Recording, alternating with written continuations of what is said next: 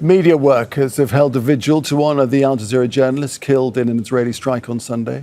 Blood on your hands! Blood on your hands!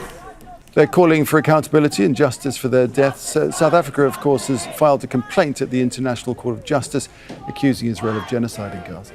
South African officials have long been critical of Israel's actions in the occupied territories. Fahmida Miller has more now from Cape Town. Members of civil society, but most importantly, journalists in South Africa have come out to the St. George's Cathedral in Cape Town. And this is an important site. For decades, it's been a symbol of resistance against oppression here in South Africa, specifically during the decades of apartheid. The people here are protesting the murder of Al Jazeera journalist Anas Al-Sharif, and we see it in the placards here, including this one here. Your voice was louder than their bombs. They're paying attention to the work done by Palestinian journalists in documenting this genocide. People here have condemned what Israel has done.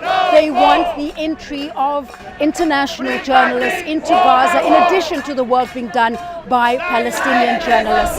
People here are angry.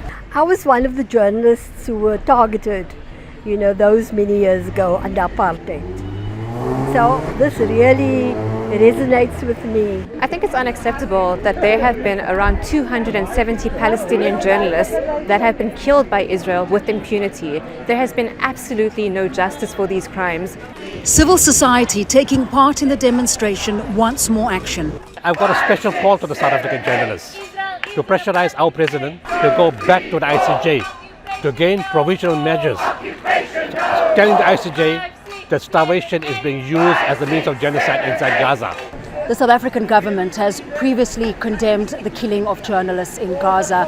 Specifically in 2022, when Shireen Abu Akleh was killed, the South African government had said it's a violation of international law. And in recent years, we've also heard from the South African President Cyril Ramaphosa, who had said that documenting the truth is a revolutionary act. We do expect protests like this to continue in Cape Town in the coming days, where people continue to call for an end to the genocide in Gaza. Fahmida Miller, Al Jazeera, Cape Town. Don't miss out and get the full picture. Subscribe to Al Jazeera for reliable news and expert insights. Like, share, stay ahead.